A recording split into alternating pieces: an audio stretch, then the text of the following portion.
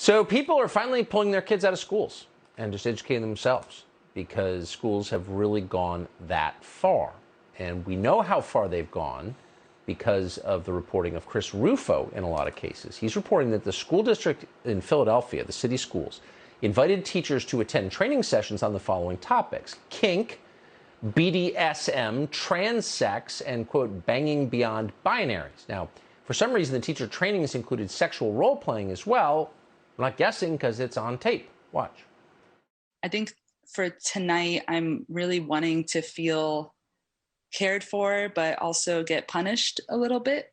Mm-hmm. So I want like a lot of praise, and I'm feeling like you're a good boy.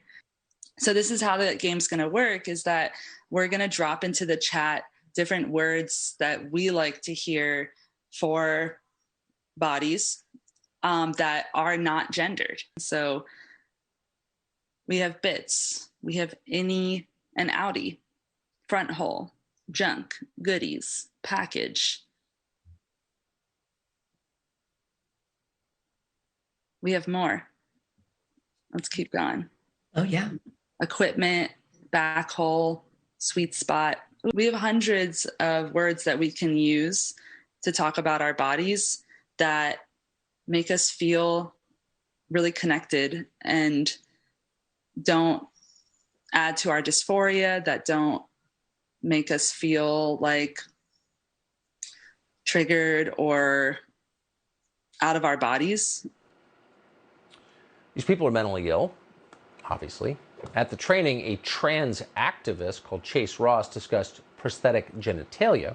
What we're about to see was directed to minors. We have blurred the images of the prosthetic genitalia. Watch. This is what it looks like, and it is pretty small.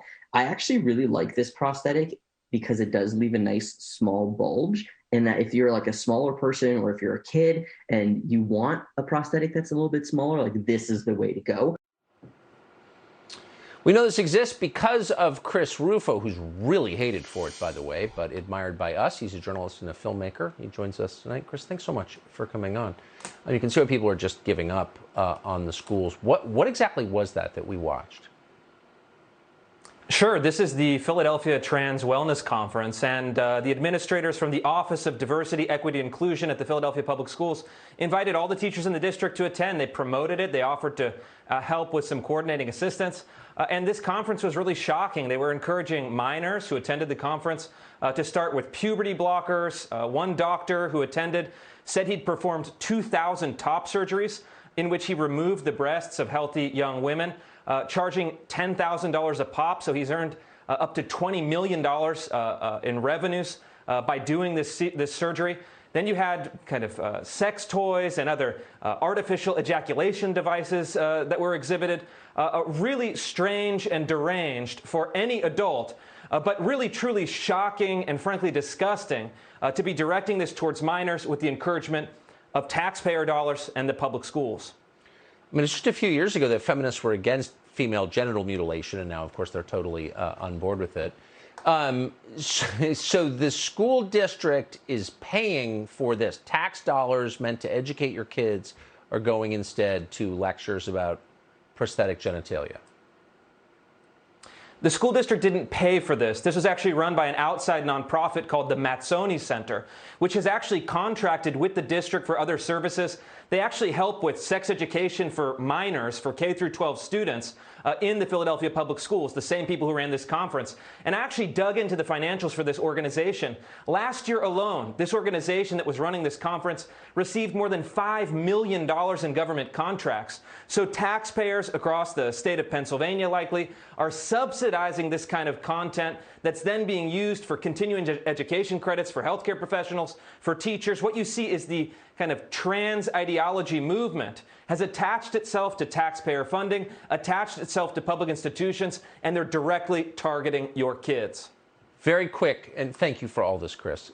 We had an election in Pennsylvania 2 days ago. Did any of the candidates on either side mention this at all? They did not, but they should, because this is absolutely a public policy issue. This is an issue facing kids, and unfortunately, unless it's stopped, you're going to have this kind of horrific ideology entering public schools, going down to those very early grades, including kindergarten. Where are all the men, to stop this? Someone needs to say no. I appreciate all the work you do. Chris Rufo, thank you. Appreciate it. Thank you.